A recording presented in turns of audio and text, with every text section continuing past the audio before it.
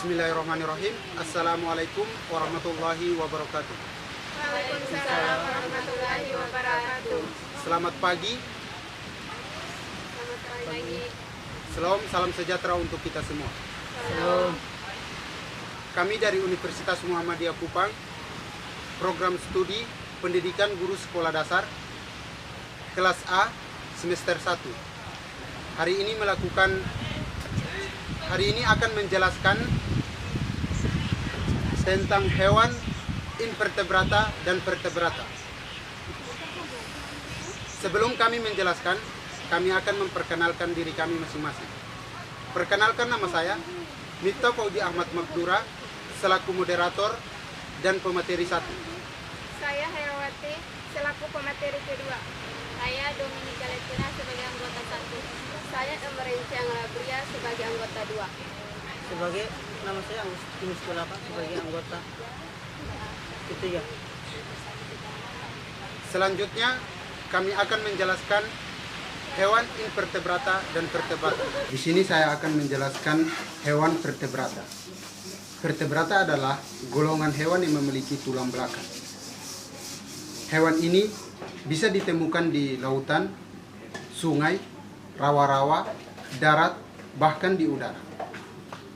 Ciri-ciri yang membedakan hewan vertebrata dan invertebrata.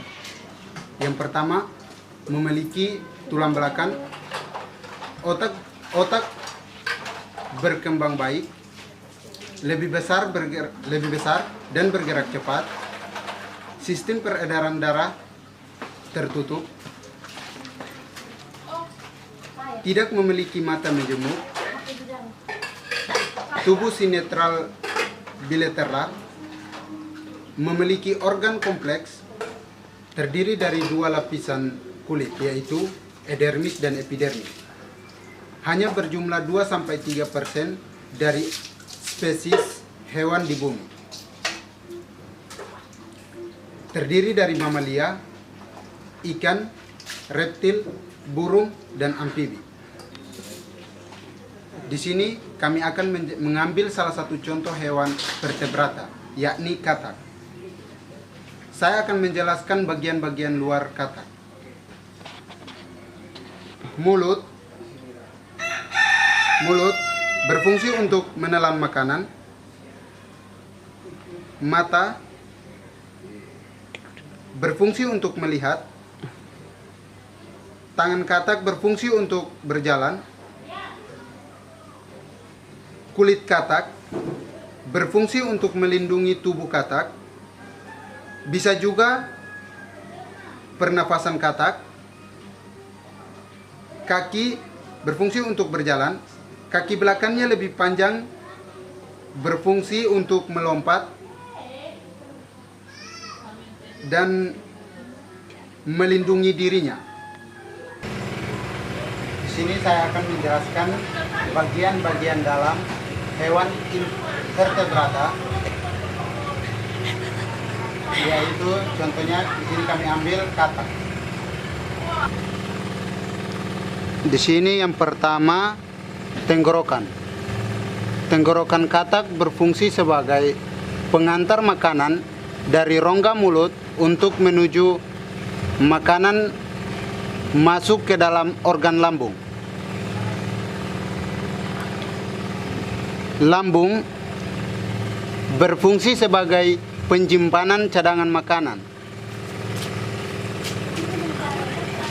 Usus halus berfungsi sebagai tempat terjadinya penyerapan sari-sari makanan oleh enzim yang dihasilkan pankreas.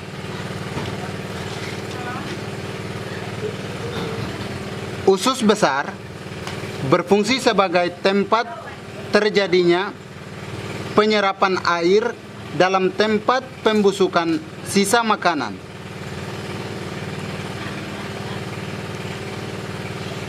Hati berfungsi sebagai menghasilkan cairan empedu untuk menetralisasi racun dalam zat-zat toksida yang masuk ke dalam saluran pencernaan.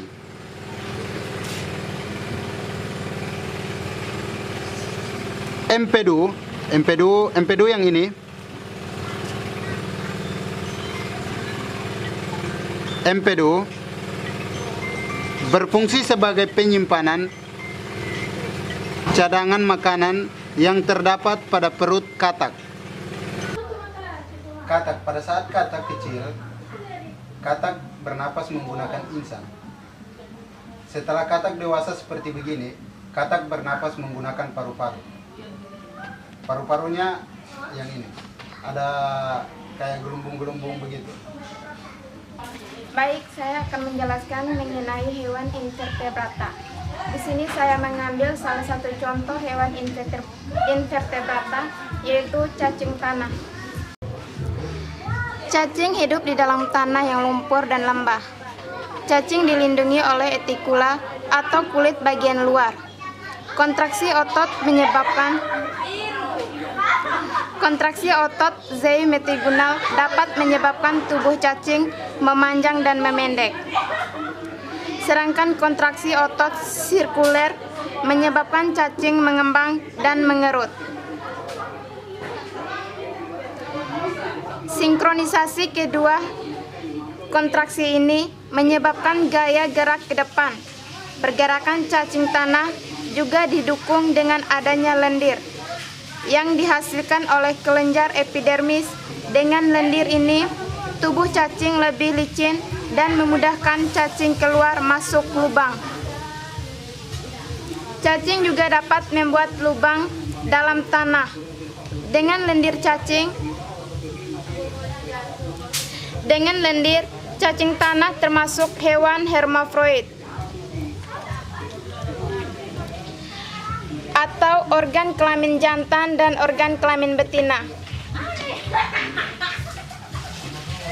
Di dalam zat individu, meskipun cacing tanah termasuk hewan hermafrodit, ia tidak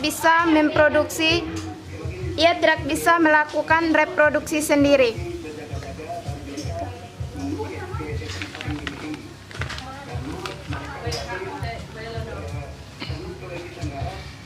Setelah dewasa, dapat kawin sekali dalam 10 hari.